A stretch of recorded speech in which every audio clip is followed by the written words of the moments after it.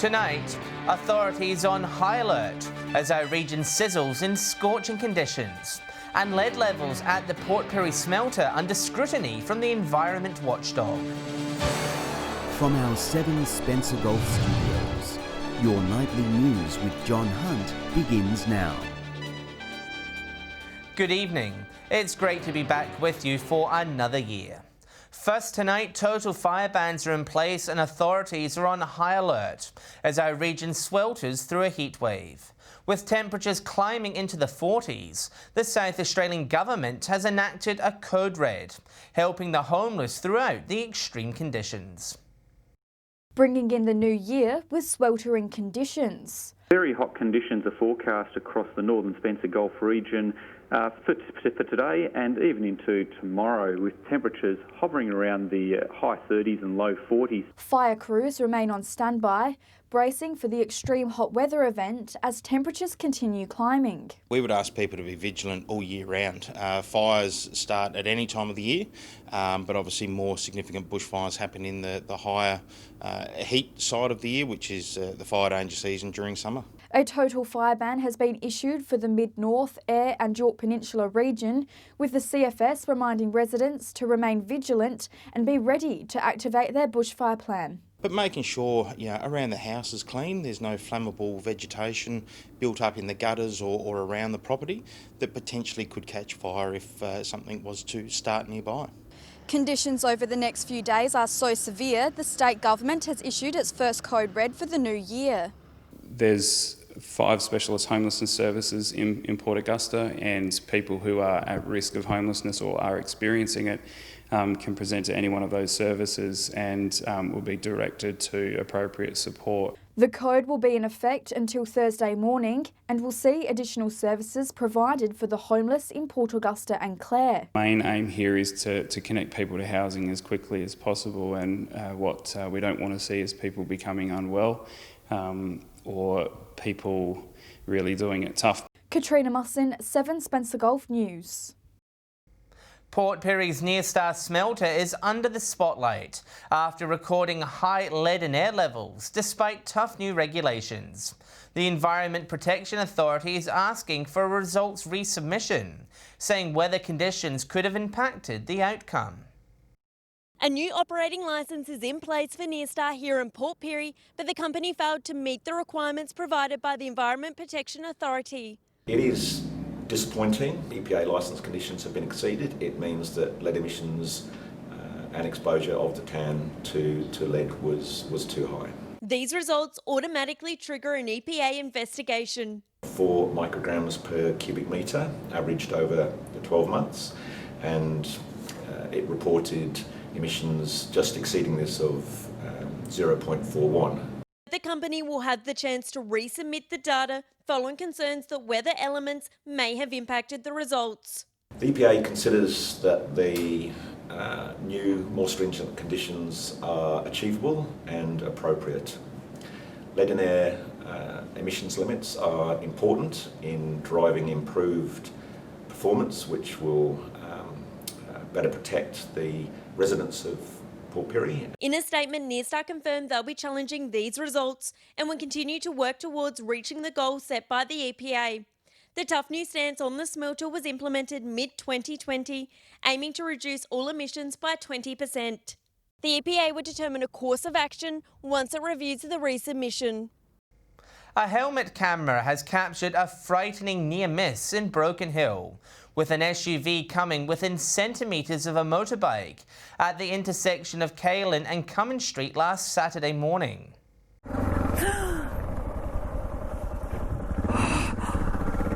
Holy The 2 riders were heading to the Living Desert sculptures when the incident occurred. They say they hold no bad will against the driver, but hope it serves as a reminder to others to slow down and take care when behind the wheel. Power has returned to the Port Augusta Hospital after a local surge on Christmas Day left patients without non-essential power for 10 days. Hospital staff are being praised for continuing to provide patient care, but the Shadow Health Minister says the outage is unacceptable. A Christmas Day blackout that no one could have predicted.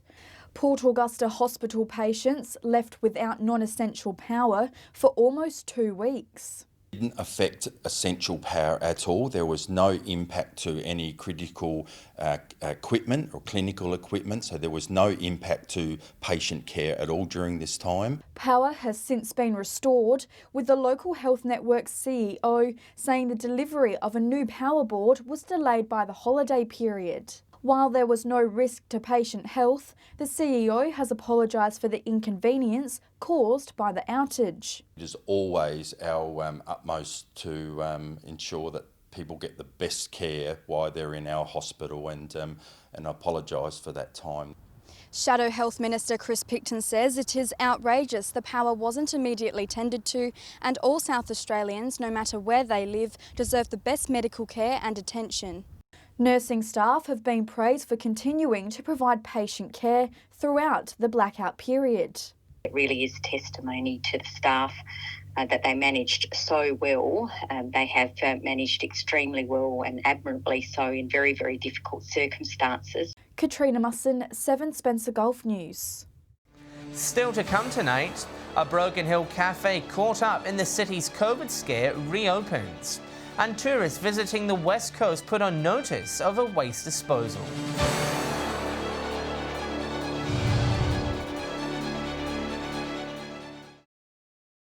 Welcome back. A 37-year-old Wallaroo man has been reported for a raft of offences after allegedly being caught with illicit drugs in his house.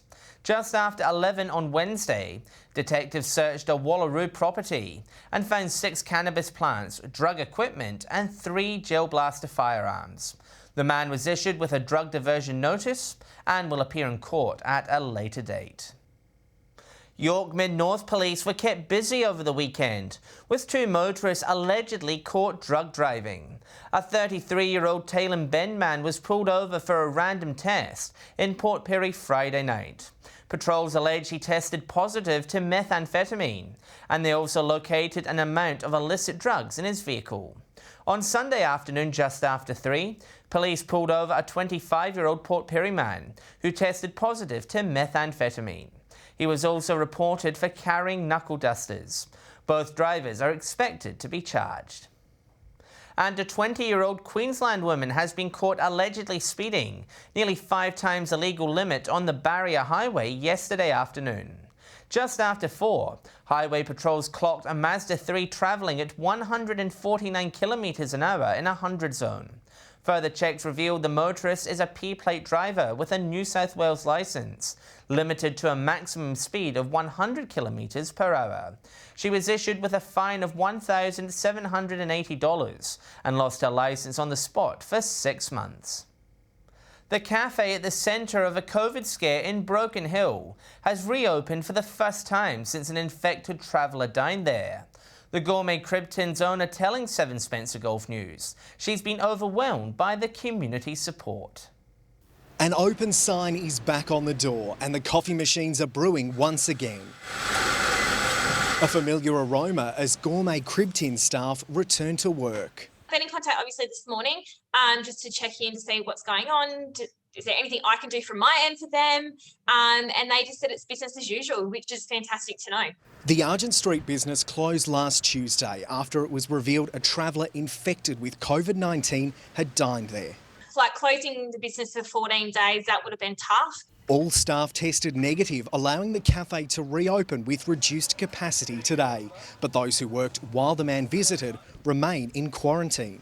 To know that I had staff that weren't working on the Saturday and still did return a negative test as just in the case, that was nice. Customers today showing support for the business. Businesses do the right thing, they close down, they do their deep clean and they alert people, and then when they open, don't treat it like the plague and don't go back. Alicia says assistance from the community has been overwhelming. The Premier today encouraging others to support businesses impacted by forced closures. So we are encouraging the rest of Greater Sydney and in fact the rest of New South Wales to frequent those businesses. A message heard loud and clear today. Lachlan Itter, 7 Spencer Gulf News. West Coast locals say they're disgusted with piles of rubbish being scattered across the coastline by tourists.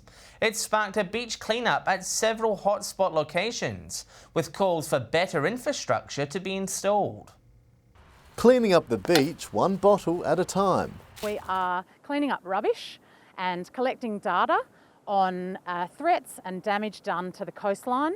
It's images like these that have locals seeing red. Bags of rubbish lining our picturesque coastline, seemingly left behind from tourists. Great to see so many people keen to come out and see the beautiful coastline here and see a bit of their own backyard as well, but we've just seen an influx of unsustainable rates.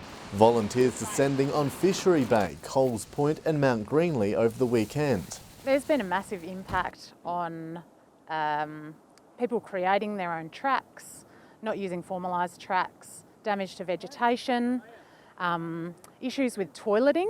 That's one of our major concerns. A summer tourism hit overwhelming ageing infrastructure. We've anticipated we haven't had a lot of investment in the region from the 80s or 90s, so it's been a long time coming.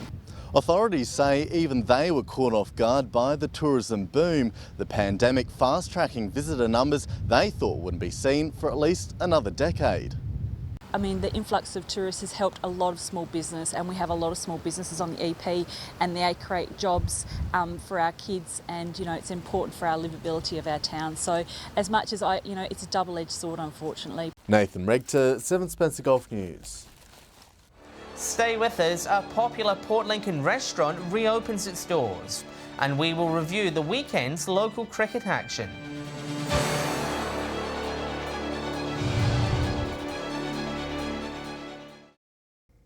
Port Lincoln's iconic Line and Label restaurant has opened its doors to the public for the first time since the pandemic hit. A handful of diners managing to snap up a seat at this sold-out event. Just the first clincher Port Lincoln needed after a horror 2020. We're really excited to begin 2021 in the best way and reopen our restaurant. Like many businesses, the Line and Label restaurant was forced to close its doors during the COVID lockdown. Nearly a year on, and it's finally open again. I'm loving it. What else could you ask for? Beautiful weather, beautiful wine, a lovely, lovely restaurant. Only a handful of lucky diners managing to snap up a seat at Friday's sold-out event. Customers praising what was on offer. Beautiful food, lovely company, fantastic wine. The upmarket restaurant sticking to its paddock-to-plate philosophy, winning over even the fussiest of diners. We like the food because there's lots of meat and I love meat. My nephew and his wife and family are real foodies from Melbourne, and they just absolutely enjoyed this afternoon. It's been perfect. We've always been about the local produce here in Port Lincoln, and it's really great to be able to showcase the best of that. So we've got some of our old favourites like the squid ink prawns and the ocean jacket snout, but we've got a couple of new ones as well. The restaurant's neighbouring cellar door making it a one-stop shop for foodies and wine lovers alike. Hopefully check out the cellar when it's open on the weekend. So maybe back tomorrow. Really excited to open again. It's been a long year, but 2021 is starting in the best way possible, which is opening everything up, and we've got some fantastic weather for opening weekend as well. Nathan Regter, 7 Spencer Golf News. Broken Hill residents have been told to prepare for disruptions as work begins to upgrade a stretch of Iodide Street. The road will be closed between Morgan and Union Streets for at least 8 weeks, while reconstruction works are underway. Council says provisions have been made to allow residents access to their homes, and the upgrade has been scheduled to minimise traffic disruptions before students return to Morgan Street School next month. Turning to sport now, and local cricket has returned to our region after the Christmas break, with some big victories in Broken Hill on Saturday. Here's Lachlan Etter with this week's Cricket Wrap. Broken Hill cricket resumed over the weekend with a double-header at Alma Oval. Central and West both winning their games by considerable margins. Central got off to a flying start with 42 runs off their first 3 batsmen. North, however, fought back, ripping through the middle order as wickets steadily fell. Tristan Smith hitting the only 6 for the match. bringing play to a temporary halt as some fence climbing ensued, but his hard hitting would be his downfall.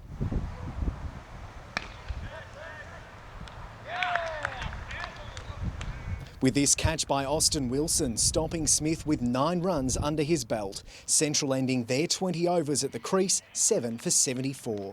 North were confident they'd be able to chase down the target, but after losing 7 for 9, were bowled out with just 46 runs on the board. A convincing win in the round's other game. After 13 overs, South were all out for 32. West chasing the target with ease, taking just 4 overs to secure the points. In Port Lincoln cricket, none of the home teams were able to win. Lincoln South's 86 runs weren't enough to keep Southern Air at bay. Tasmans were too strong for Todd River, and Charlton had a 52-run win over Waybacks. Round 10 in Port Pirie cricket saw Southport record a 28-run win over Port Germain. Props pulled off a huge upset defeating Wandera, Props needing just 32 overs to reach the target. Finally to Port Augusta, where South Augusta had a narrow win over West, chasing down the total with just 1 wicket to spare, while Central Stirling had an impressive win over Quorn. Well done to the winning teams this week. I'll be back tomorrow night with a look at the rest of the weekend sport. Stay with us after the break. Alex Sykes will join us with a look at the weather for the coming week.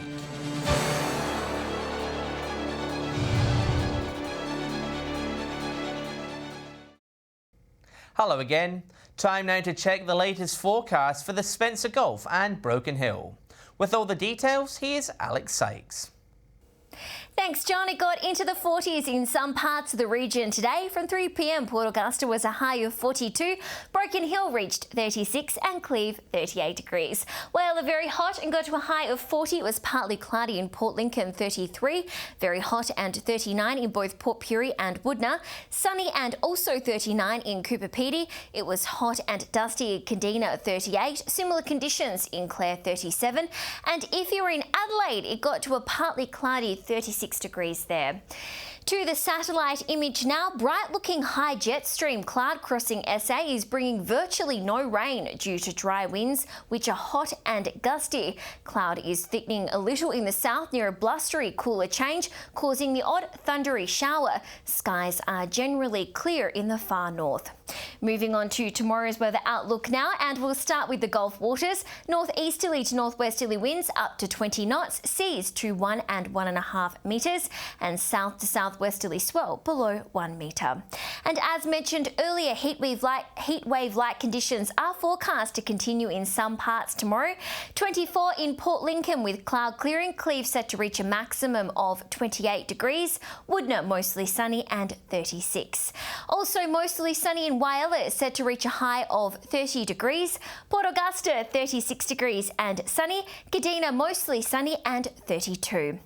Port Pirie sunny and 34, similar conditions in Clare set to reach a top of 35 degrees and hot and sunny in Broken Hill 38.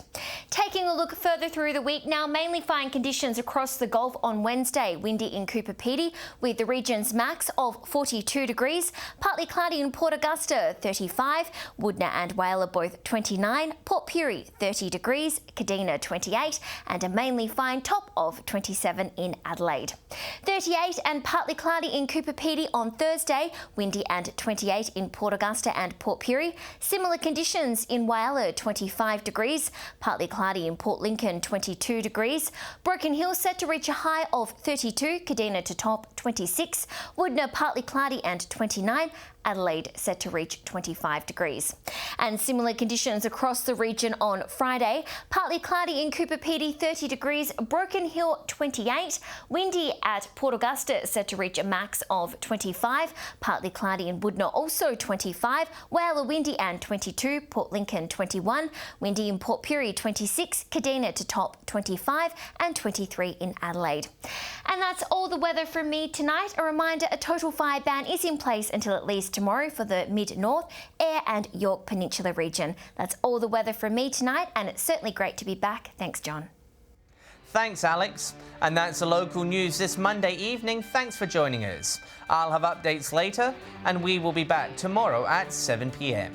Until then, on behalf of the team, enjoy your evening. Good night.